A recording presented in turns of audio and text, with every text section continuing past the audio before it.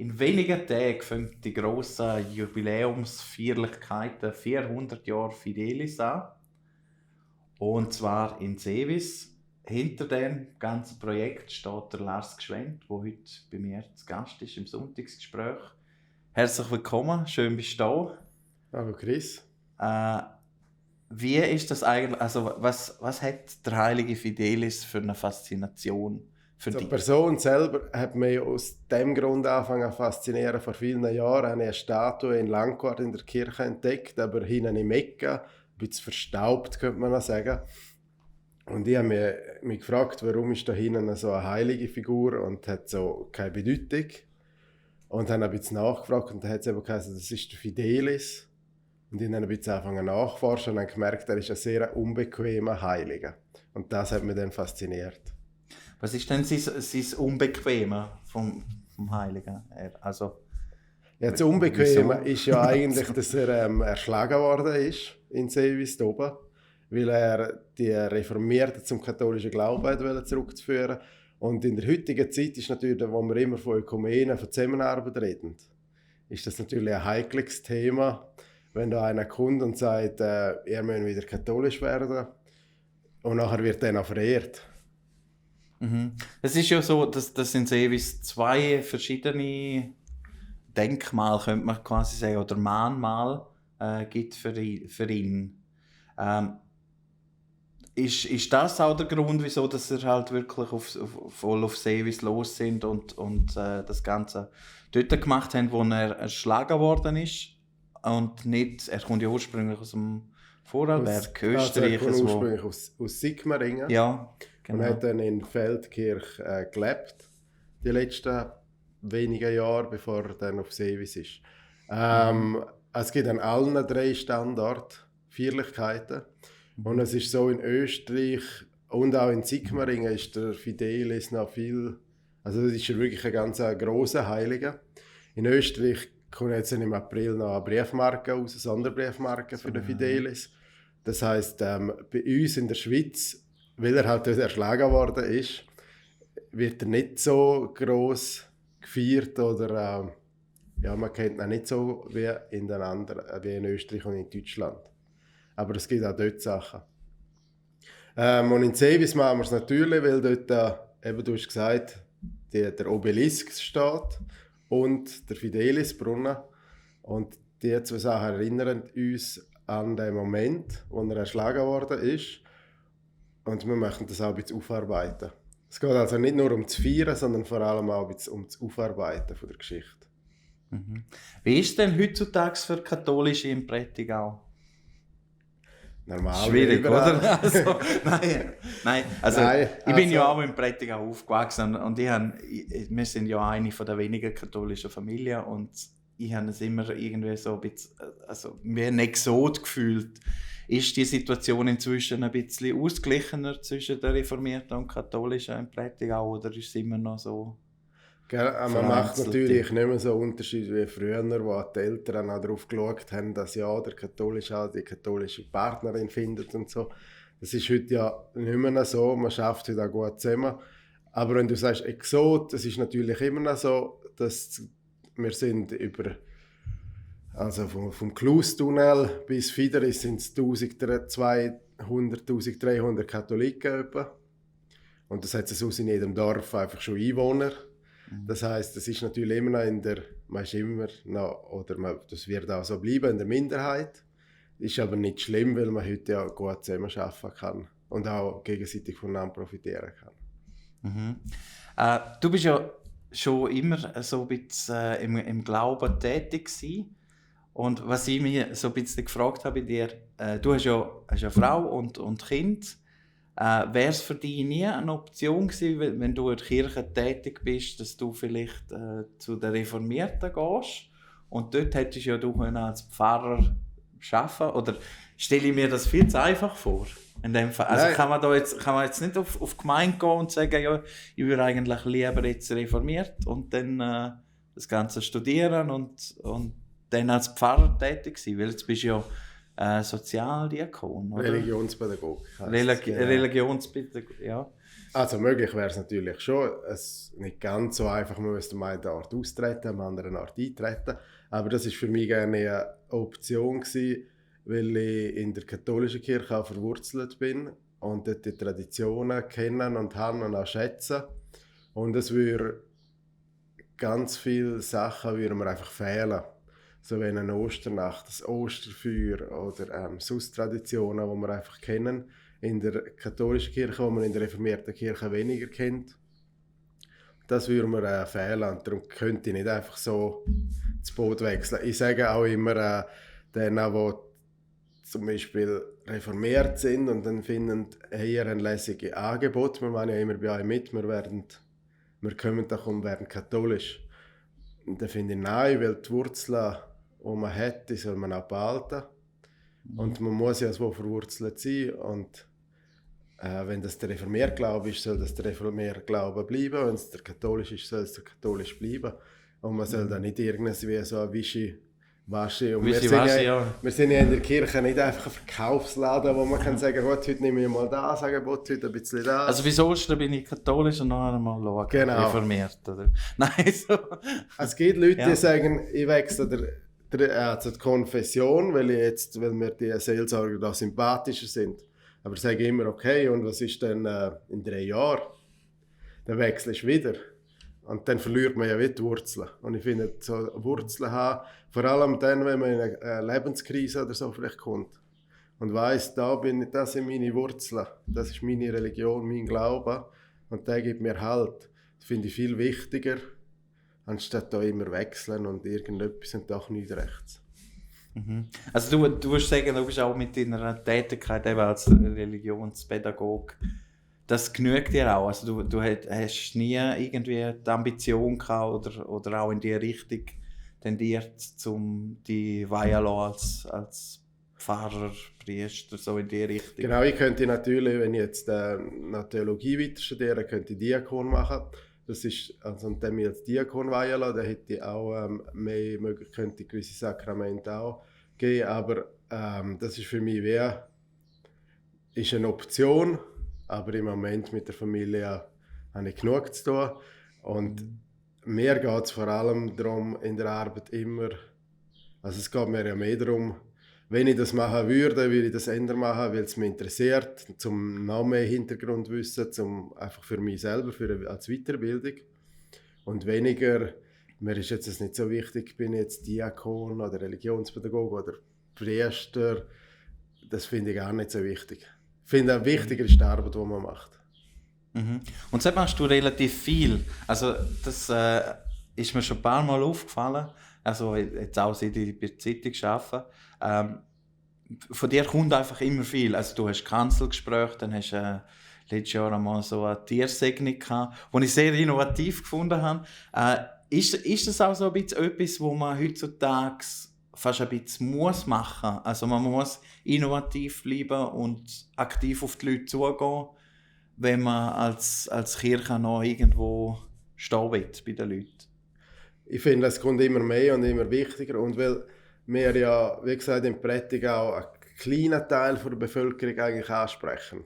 Für die gesamte Bevölkerung. Also einfach von der Konfession her sind ja immer alle herzlich willkommen. Aber so unsere Mitglieder, genau, wenn man es so will sehen, ist ja schon relativ klein und ist ja nie grösser gewesen. Das muss man auch sehen. Und dann haben wir noch ein bisschen, jeder ist in seinem Dorf, ja, wenn ein Dorfanlass stattfindet, geht man vielleicht einen Dorfanlass. Aber jetzt jeden Sonntag in Kirche auf Bardislen oder auf Schiers, ja, da überlegt man sich immer zweimal, ob man das auf sich nimmt, die Fahrt. Und aus diesen Gründen müssen wir ein bisschen innovativ sein und etwas Neues entwickeln. Ich sage immer, jetzt sind wir gegenüber anderen Pfarreien vielleicht ein bisschen voraus. Also wir müssen ein bisschen voraus sein, weil du hast vorher Stammkunden geredet. Also da stellst du wahrscheinlich so die vor, die jeden Sonntag in die Kirche kommen. Gibt's und die gibt es bei uns gerne nicht mehr so. Es gibt noch... Nein, die gibt es eigentlich nicht mehr. Die sind vor ein paar Jahren gestorben, die immer regelmäßig gekommen sind. Das heisst, wir müssen immer wieder probieren, die Leute neu anzusprechen. Und darum probieren wir immer wieder neue Sachen aus. Und ich finde das auch spannend. Und es ist auch lässig, die Möglichkeit haben wir auch in diesem Gebiet. In einem anderen Gebiet wäre vielleicht, eben, wo es noch sehr traditionell zu und her geht, würde es gerne nicht anpassen. Und wir können so Sachen immer wieder ausprobieren und probieren, neue Leute anzusprechen. Du hast jetzt gerade Prättigau als sehr modern und progressiv beschrieben. ist dir das super? Nein, ja, das ist, es ist ja eigentlich noch spannend. Ja. Genau, dass wir genau dort können so Sachen machen und ausprobieren. Es gibt also auch, die nicht so gut ankommen, wo man dann merkt, okay, da muss man wieder ein bisschen korrigieren.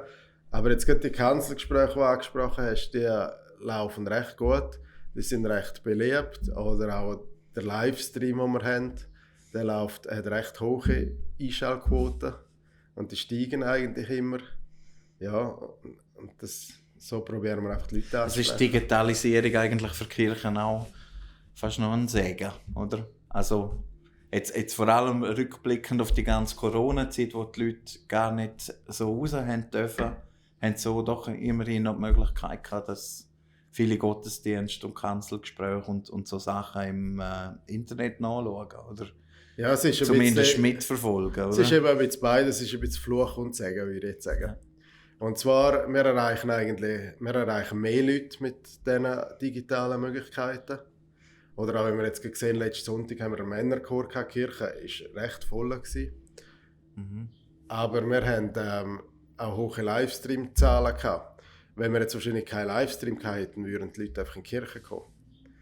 Und das ist ein bisschen der Fluch, sage ich. Es gibt Gemeinden, die jetzt lange einen Livestream gemacht haben und jetzt wieder abschalten, weil sie sagen, die Leute sollen ja eigentlich zu uns kommen. Und das finde ich auch, weil es geht eigentlich immer, im Gottesdienst geht es ja darum, wir feiern zusammen Gottesdienst, wir gehen zu Gott, aber wir feiern das gemeinsam. Es soll eigentlich ein gemeinsames Erlebnis sein. Wenn jeder daheim vor seinem Bildschirm hockt, ist das Erlebnis nicht. Es geht dann weniger um Gemeinschaft. Wir Familie halt, aber es ist nicht irgendwie... Aber gleichzeitig, das ist die Idealvorstellung für die Kirche.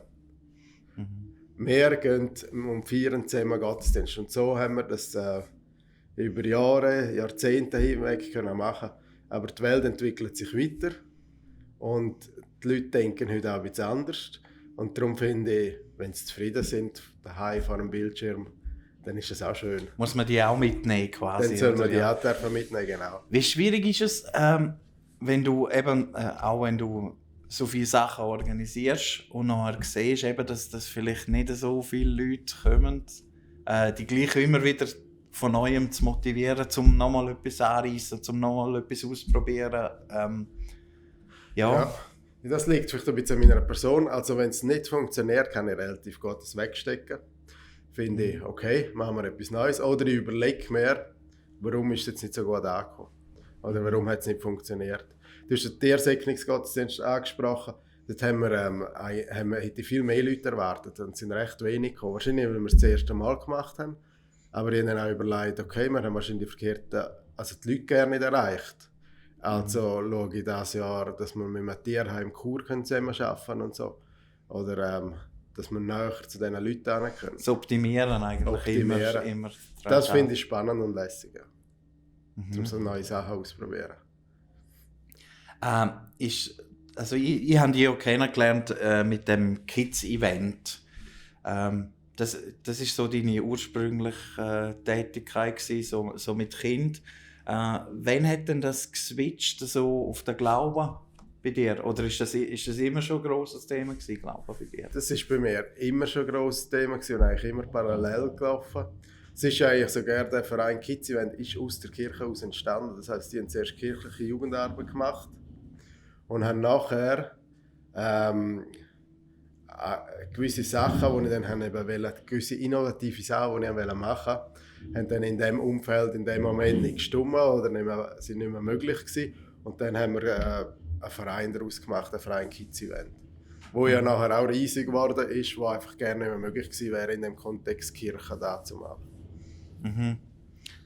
Den Verein gibt es noch? Also bist du dort noch irgendwo involviert? Oder? Nein, den Verein haben wir vor ein paar Jahren aufgelöst. Ja. Der Grund war eigentlich der, also unser grösster Anlass war ja der Kinderspieltag, den wir gemacht haben. Ja. Und der hat man ja auch, als wir den angefangen haben, sind irgendwie 100 Leute auf der Quaderwiese in Chur gewesen. Und heute sind es 4'500, die kommen. Hat sich immer entwickelt. Und wir haben das Jahr für Jahr, sind eigentlich das ganze Jahr am Planen, organisieren gewesen, und sind immer die gleichen Leute gewesen. Und wir haben dann einmal gesagt, irgendwann ist der Zeitpunkt gekommen, wo wir gesagt haben, so, jetzt wollen wir auch etwas Neues wieder, oder wenn es nicht andere übernehmen wollen. Dass sie nicht wiederholst, oder wie? So. Ja, und dass man auch wieder neue Sachen machen kann, dass man auch wieder ein bisschen freier ist. Und eben, wenn immer die gleichen Leute, also wenn über 12 Jahre immer die gleichen Helfer hast, immer die gleichen Leute, irgendwann mögen sie dann auch nicht mehr. Und dann haben wir gesagt, man braucht etwas Neues, es braucht neuen Wind. Und dann ist ein bisschen schon, dann haben wir natürlich schon mal überlegt, soll man auflösen, soll man nicht. Und es ist noch spannend, eine vom Vorstand haben wir vor noch nicht so langer Zeit gesagt, du hast uns gar nicht gefragt, ob wir aufhören. Wir haben zwar immer darüber geredet, aber das ist vielleicht auch ein bisschen, wenn ich einen Entscheid treffe, ist das so.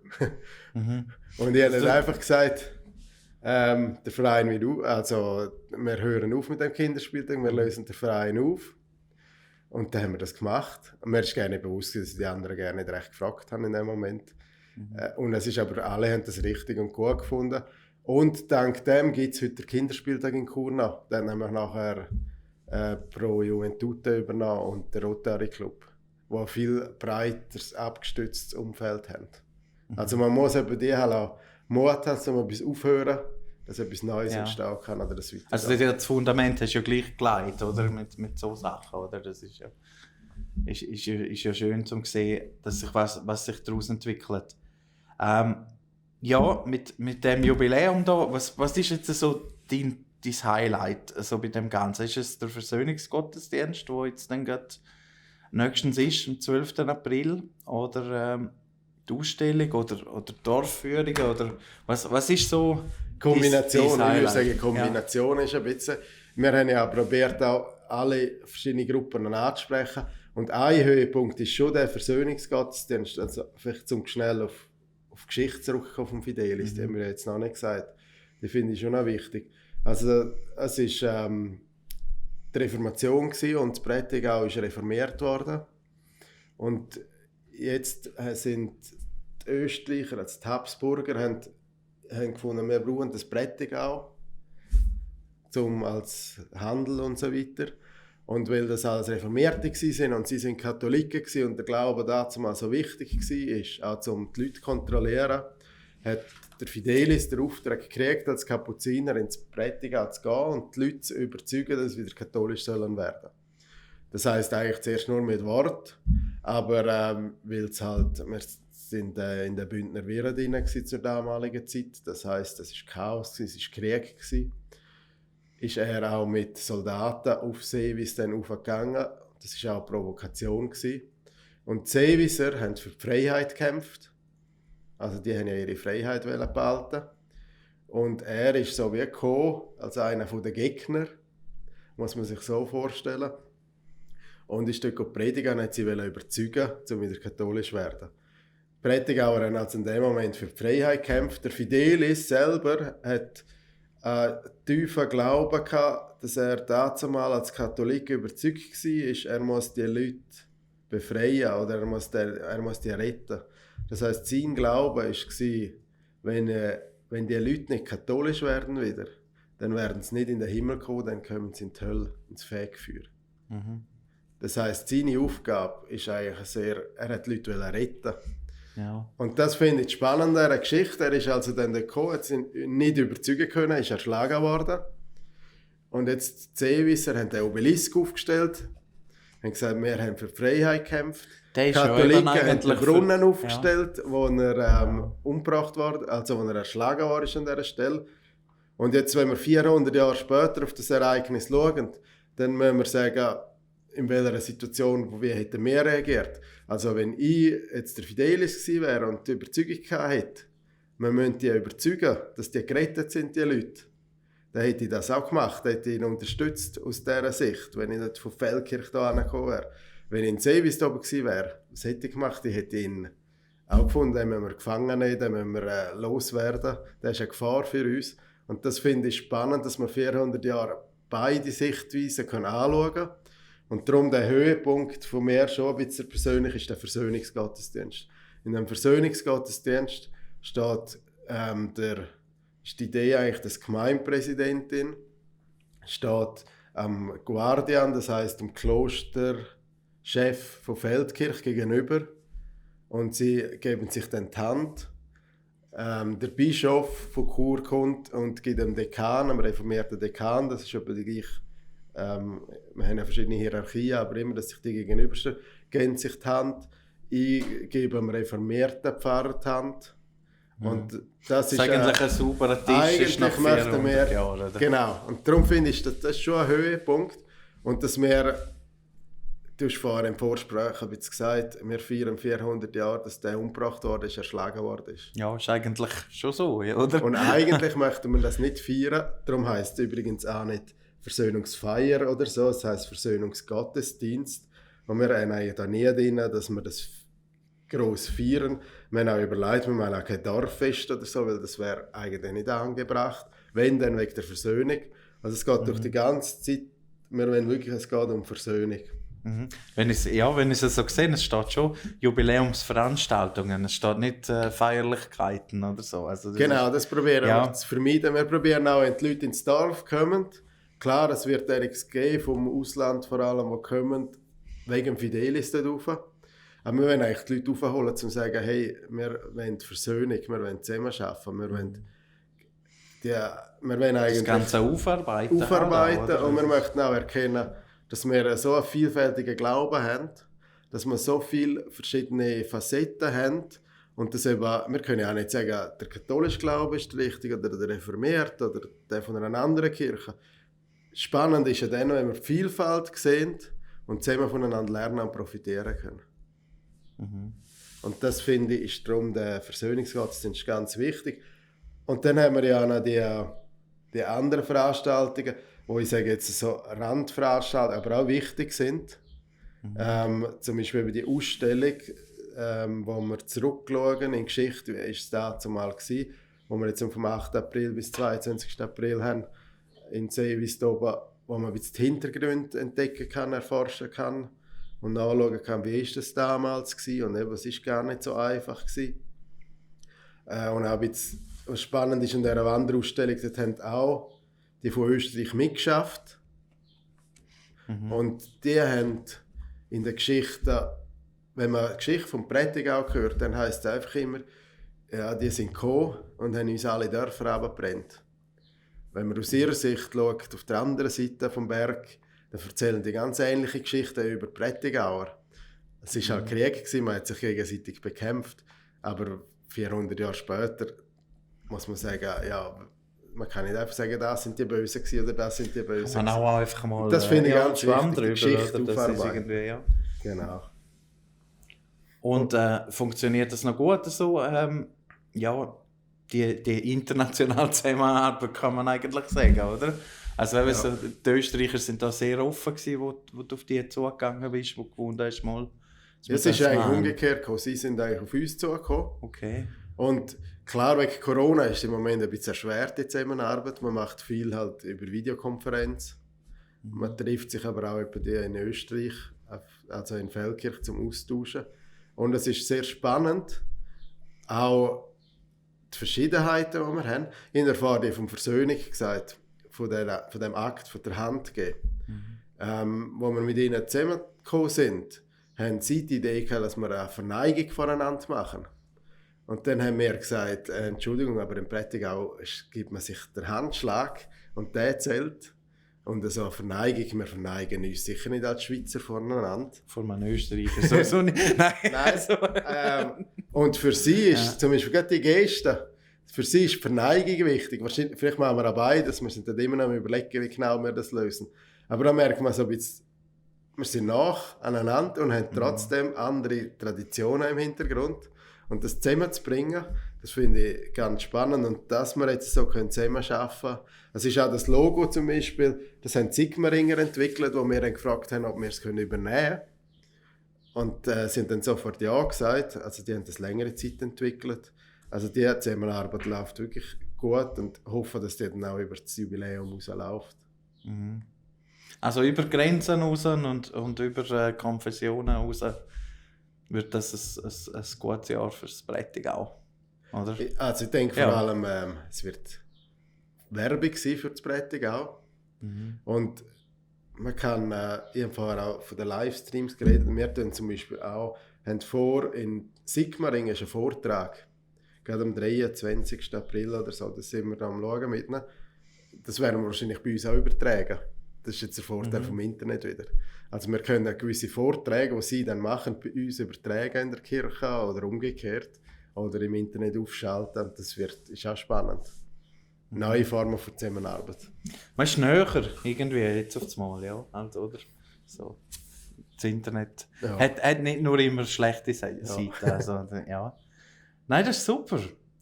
Ich sage danke vielmals, für dass du da bist und dass du das Bitte. ein bisschen vorgestellt hast. Da, ja.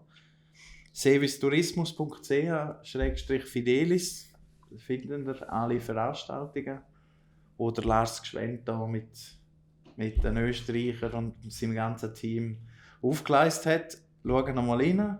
Ist doch eine lässige Sache, wenn man einen Schritt aufeinander zugehen kann und das Ganze aufarbeiten. Ja, machen's gut. Danke fürs Zuschauen.